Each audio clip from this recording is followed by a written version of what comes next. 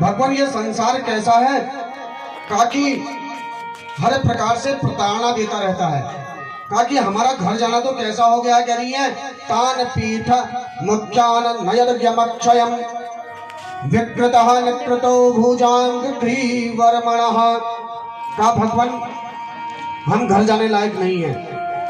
हमारे पिता, हमारे गांव वाले, हमारे राज्य के लोग ही हमें स्वीकार नहीं करेंगे। यदा कदा पिता स्वीकार कर भी लेंगे तो उस घर में जाकर के हमारी गति कैसी हो जाएगी। कहा कि एक कोने में पड़े रह करके दूसरों पर आश्रित होने वाली गति हो जाएगी। कहा कि इस जीवन में सबसे सुखी मनुष्य वह है जो चार हाथ पांव, दो हाथ दो पांव होकर के जो सुखपूर्वक अपने जीवन में उद्यम करके अपने जीवन में हर सुख को चाहे किसी प्रकार से हो लेकिन अपने स्वामी भान से जी करके उसको अपने जीवन में ग्रहण कर करके और उसी प्रकार से सुखपूर्वक अपने जीवन को व्यतीत करता है। कहा भगवान जो किसी पर आश्रित हो जाता है वो व्यक्ति जीवन में कुछ भी नहीं कर पाता है। इसलिए भगवान अगर हमें आश्रित होना ही ना तो आपने हमें छुड़ाया है, आप हमें अपने साथ ले जाइए। तो भगवान कहने लगे कि देवी देखो पहले से ही मेरी 8 पटरानियां हैं और आप भी इतना विवाह मैं कहां करूंगा, लोग क्या कहेंगे। कहा भगवान अब कुछ भी कहें, अब हम दूसरी जगह अपने घर वापस जाने वाली नहीं है। हमारे लिए तो हमारा मायका कब प्रसन्न चित्त है।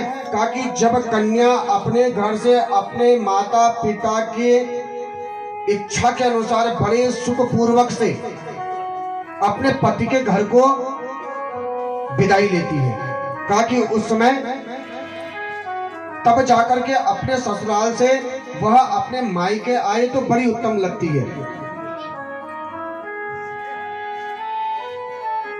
कहा देवी आप लोगों का कहना बहुत अच्छा है, आप सब ठीक कह रही हो, लेकिन मेरी भी तो चिंता को देखो ना, मेरी भी चिंता देखो। कहा कि मैं पहले ही आपको बता दे रहा हूं मेरी 8 स्त्रियां पहले से ही हैं।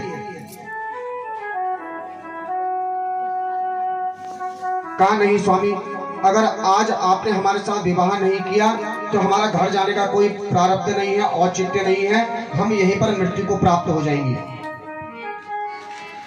और आपको मालूम है कि इस संसार में आत्महत्या करना, अपने आप से अपने जीवन को नष्ट करना महाजघन्य अपराध कहा गया है। कहा कि उस पाप का तो कोई समय ही नहीं है।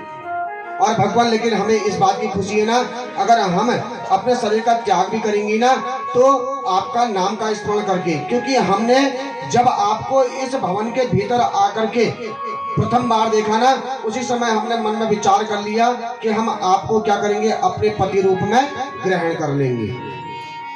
भगवान इतने दयालु हैं।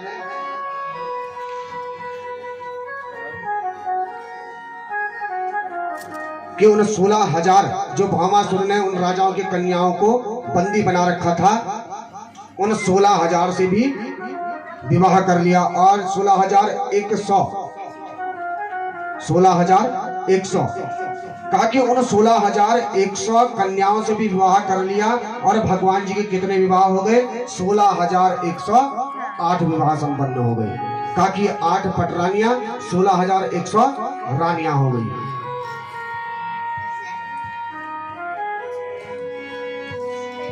भगवान जी का गृहस्थ आश्रम देखने आए हैं नारद महाराज जी। बड़ा सुखपूर्वक गृहस्थ आश्रम चल रहा है भगवान जी का। 16,108 सब की सब देवियों के सम्मुख है। एक दिन भगवान जी के मन में आया, ऐसे ही कह दिया रुक्मणी जी से, उपहास कर दिया। कभी कभी होता है ना, स्वामी जी उपहास कर देते हैं। कब देवी जी जो मन में लगल उनको आज उल्टू सुल्ट का हाल आज रक्त बड़ी ब्याह तक मुख खुला उनका देखा।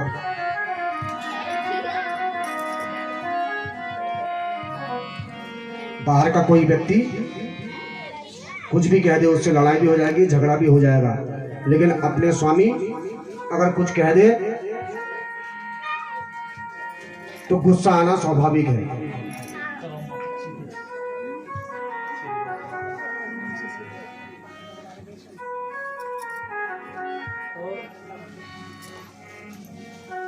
फिर गुस्सा देखो, और रुक्मणी जी को गुस्सा आया है किस पर? भगवान जी पर।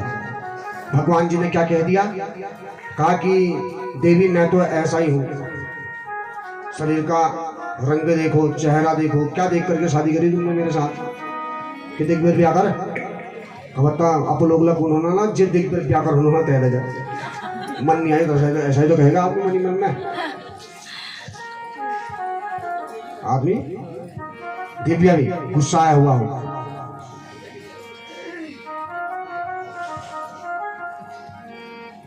अब तो जो बिचौली छी ओकले डाल पड़ रहे आहार बिचौली तो त्याले करब ब्याह में तई एकला दस खराब। तो उस बेचारे ने तो अच्छे के लिए करा, फिर अब ऐसी दशा को क्या कर सकते हैं हम?